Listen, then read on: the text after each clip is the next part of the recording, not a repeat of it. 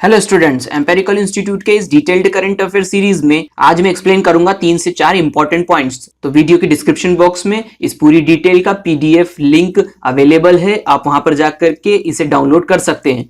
चलिए पहला इवेंट समझते हैं। सबसे पहला इवेंट है आत्मनिर्भर भारत अभियान। यह अभियान भारत सरकार के द्वारा लॉन्च किया गया है और इसके कुछ इंपॉर्टेंट एस्पेक्ट्स देख लेते हैं। पहली बात, इसमें 5 स्तंभों की बात की गई है। क्या क्या है वो स्तंभ? Economy, infrastructure, system, vibrant demography और डिमांड। इन 5 स्तंभों को लेकर के ये अभियान बनाया गया है। हर एक स्तंभ के लिए कुछ न कुछ रिलीफ फंड जारी किए जाएंगे, जिसके आधार पर इकोनॉमी को, इंफ्रास्ट्रक्चर को, सिस्टम को, डेमोग्राफी को, यानी कि इस देश में रहने वाले लोगों को और उनकी मांगों को पूरा किया जाएगा। इसी के बाद में तो यहां पर मैं आपको बता दूं, इसी अभियान के तौर पर 20 लाख करोड़ रुपए का एक पैकेज जारी किया गया है, जो कि भारतीय जीडीपी का 10% है। अब देखिए यहां पर एक इंपॉर्टेंट स्लोगन भी बोला गया है, जो कि है become vocal for our local products and make them global. यानी कि हमें अपने लोकल प्रोडक्ट्स पर बिलीव करना होगा और उन्हें ग्लोबल बनाना होगा। तो ये इस अभियान का स्लोगन है।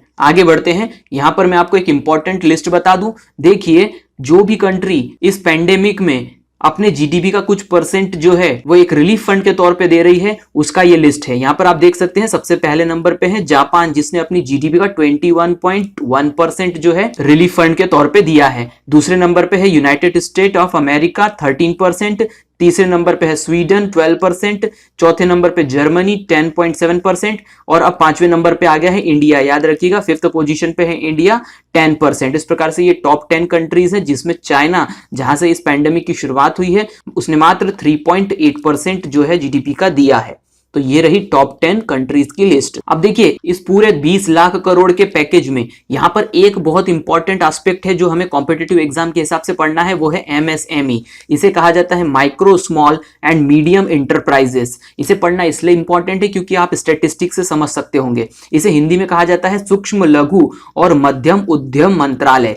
यहां पर ध्यान से आप समझिएगा इस स्टैटिस्टिक को। भारत के जीडीपी का 29% हिस्सा जो है वो इसी एमएसएमई से आता है। यानी कि ये रोजगार और इकोनॉमी के लिए बहुत बड़ा सेक्टर है। यही वो सेक्टर है जो लगभग 29% कंट्रीब्यूट करता है हमारे देश की जीडीपी में। एक और इंपॉर्टेंट बात, ये क्षेत्र जो है वो 11.10 करोड़ लोगों को नौकरी देता है और इसीलिए इस पर्टिकुलर पैकेज में इस एमएसएमई का बहुत बड़ा हिस्सा जो है वो रखा गया है, क्योंकि ये मध्यम वर्ग से नीचे का जो तबका आता है उन लोगों को ये रोजगार अवेलेबल करवाता है। लगभग 11.10 करोड़ लोगों के रोजगार का ये स्रोत है। तो इसलिए ये इंपॉर्टेंस रखता है एग्जाम के पॉइंट ऑफ व्यू से। आप इसका फुल फॉर्म याद रखिएगा, पहली बात तो। दूसरी बात, यहां पर ये याद रखिएगा कि वह एमएसएमई जीडीपी में कितना कंट्रीब्यूट करता है, तो ये है 29%। ये बात याद रखिएगा। देखिए, ये एनुअल रिपोर्ट है जो कि एमएसएमई की है। ये डेटा एमएसएमई की वेबसाइट से लिया है। यहां पर आप देख सकते हैं 2011 से लेकर के 2016-17 के बीच में अप्रोक्सीमेटली 30 to 28% यहां पर जो है वो जीडीपी में कंट्रीब्यूशन है एमएसएमई का। तो ये एग्जाम के पॉइंट ऑफ व्यू से क्वेश्चन आ सकता है कि भारत की जीडीपी में इसका लगभग कितना प्रतिशत है। देखिए, यहां पर गवर्नमेंट ने एक और बहुत इंपॉर्टेंट काम किया है, इसलिए एमएसएमई को मैंने स्पेसिफिकली लिया है। यहां पर सरकार ने एमएसएमई के क्लासिफिकेशन को थोड़ा सा चेंज किया है। ध्यान से समझिए, यहां पर ये पहले क्लासिफिकेशन जो यानी पहला एग्जिस्टिंग क्लासिफिकेशन था, उसमें यहां पर मैन्युफैक्चरिंग इंटरप्राइजेस और सर्विस इंटरप्राइजेस अलग अलग होता था। यह बात आप ध्यान में रखिएगा।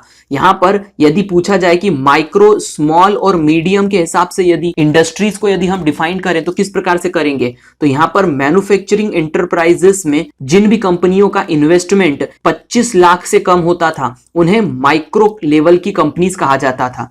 जिन भी कंपनियों का इन्वेस्टमेंट 5 करोड़ से कम होता था उन्हें स्मॉल लेवल की कंपनियां कहा जाता था, और जिन कंपनियों का इन्वेस्टमेंट 10 करोड़ से कम होता है उन्हें मीडियम लेवल की कंपनियां कहा जाता है। इसी प्रकार से यदि सर्विस सेक्टर की बात करें एमएसएमई में, तो हम कहेंगे कि जिन कंपनियों का इन्वेस्टमेंट जो होता है वो 10 लाख से कम होता है, ये सेगमेंट्स को आप याद रखिएगा, ये माइक्रो के लिए है। 10 लाख से कम इन्वेस्टमेंट होगा तो सर्विस सेक्टर में माइक्रो कहलाएगा। इसी प्रकार से 2 करोड़ से कम का इन्वेस्टमेंट होगा तो स्मॉल कहलाएगा, और यदि 5 करोड़ से कम का इन्वेस्टमेंट होता है तो मीडियम कहलाएगा। तो इस प्रकार से ये सेगमेंट्स पूछे जा सकते हैं माइक्रो, स्मॉल और मीडियम के।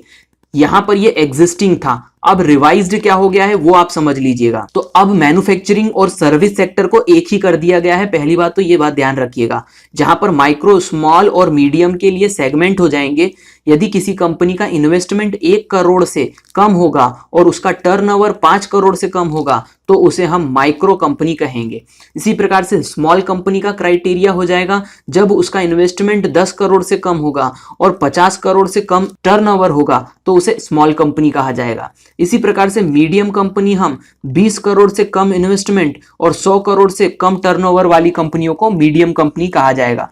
तो इस प्रकार से यहां पर ये बहुत बड़ा चेंजेस किया है जिसकी मांग बहुत समय से चलती आ रही थी। आगे बढ़ते हैं, अगले इवेंट को पढ़ते हैं। देखिए यहां पर श्रम कानून में एक बदलाव किया गया है बहुत बड़ा, जो कि कुछ दिनों से ये इवेंट बहुत लाइट में था। तो यहां पर ध्यान से समझिए, कारखाना अधिनियम 1948 जो है अधिनियम कहलाता है, जिसमें कि कौन कौन सी धाराएं अंतर्गत आ जाती है ध्यान से समझना है।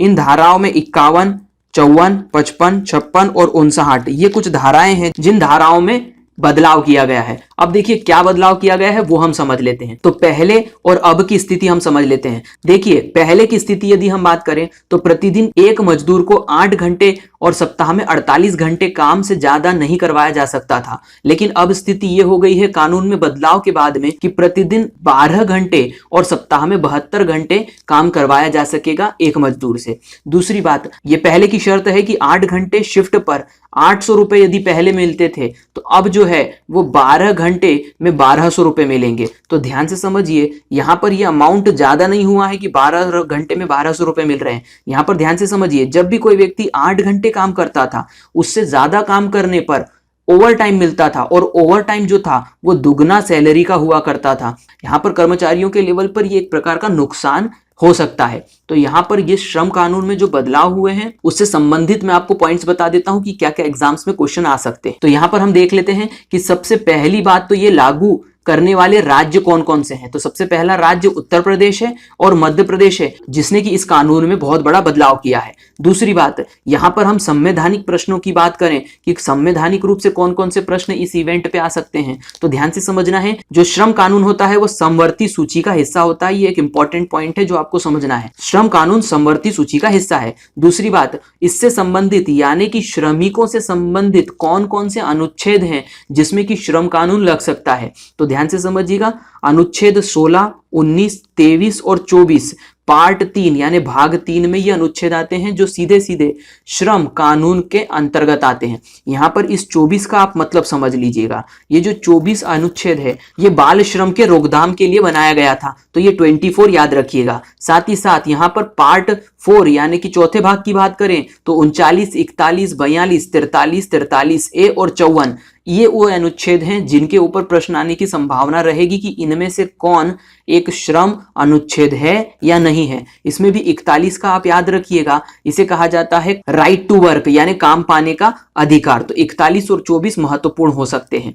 आगे बढ़ते हैं, इसी से संबंधित और जानकारी मैं आपको बता देता हूं कि भारत के प्रथम श्रम मंत्री कौन थे। तो याद रखिएगा, रिलेटेड क्वेश्चन आ सकता है, ये थे जगजीवन राम। 1947 की पहली सरकार में ये स्वतंत्र भारत में श्रम मंत्री थे। इसी के साथ में मैं यहाँ अंतरराष्ट्रीय श्रम संगठन के बारे में बता देता हूं। इसकी स्थापना 1919 में हुई थी और अभी फिलहाल के तौर पर इसकी सदस्य संख्या 137 है। इसका मुख्यालय जेनेवा में है, स्विट्जरलैंड में। अब ध्यान से समझिए, ये जो है यूएन की एक विशिष्ट संस्था है, यह संयुक्त राष्ट्र संघ के अंतर्गत आता है। आगे बढ़े तो 1969 में इसे शांति का एक नोबेल पुरस्कार भी मिल चुका है। क्योंकि ये इवेंट अभी लाइट में है इसलिए इन सभी पे क्वेश्चन आने की संभावना रहेगी। और वर्तमान में अभी हम कहें कि इसके अध्यक्ष कौन है तो ये हैं गाय राइडर। ये सभी पॉइंट्स याद रखिएगा। आगे बढ़ते हैं, अगला पॉइंट समझते हैं। देखिए यहां पर अगला इवेंट है WHO का एक बड़ा बयान आया है। किस चीज पर? यहां पर एक शब्द है जो हम बहुत दिनों से सुनते आ रहे हैं, पेंडेमिक स्टेज या पेंडेमिक।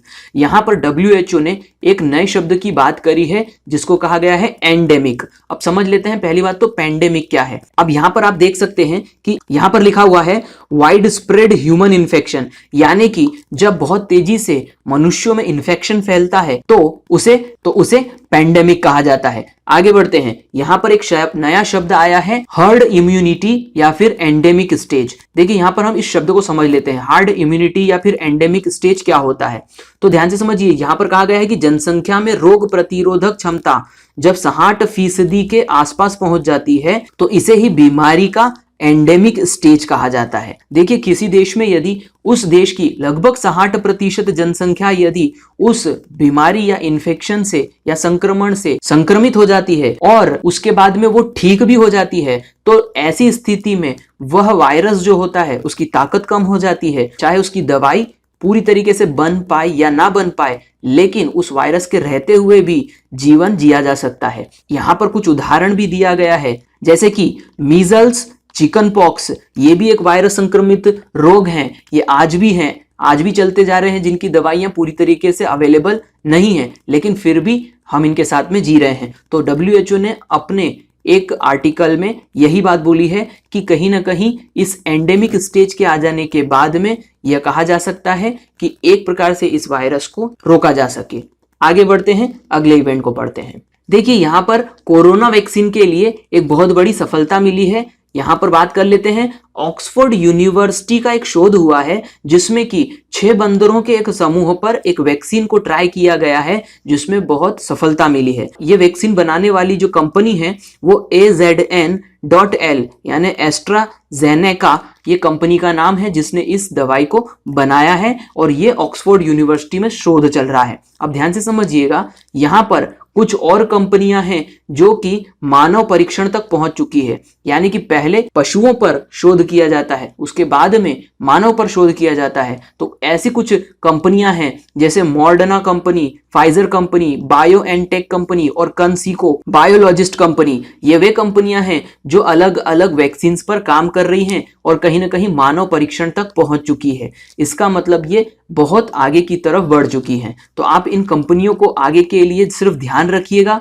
क्योंकि हो सकता है कि इन कंपनियों में से ही किसी कंपनी को एक बड़ी सफलता मिल जाए। देखिए यहां पर एक नाम आपको याद रखना है, रॉबर्ट अजेवेडो। ये रॉबर्ट अजेवेडो जो है ये अध्यक्ष है विश्व व्यापार संगठन के। इनका नाम याद रखना क्यों जरूरी है? ये विश्व व्यापार संगठन के अध्यक्ष हैं और इन्होंने अपने इस्तीफा देने की इच्छा जाहिर करी है। ऐसा इन्होंने इसलिए किया क्योंकि कहीं ना कहीं इनके ऊपर एक प्रकार का प्रेशर आ रहा है यूनाइटेड स्टेट ऑफ अमेरिका की वजह से, क्योंकि यूएसए कह रहा है कहीं ना कहीं विश्व व्यापार संगठन एक प्रकार से पक्षपात कर रहा है अमेरिका और चाइना के बीच में, जिसकी वजह से इनके ऊपर बहुत प्रेशर है। उस एवज में अपना व्यक्तिगत निर्णय लेते हुए ये इस्तीफा देने वाले हैं। तो ये आप नाम याद रखिएगा, आने वाले कुछ समय में एग्जाम्स में ये क्वेश्चन आ सकता है।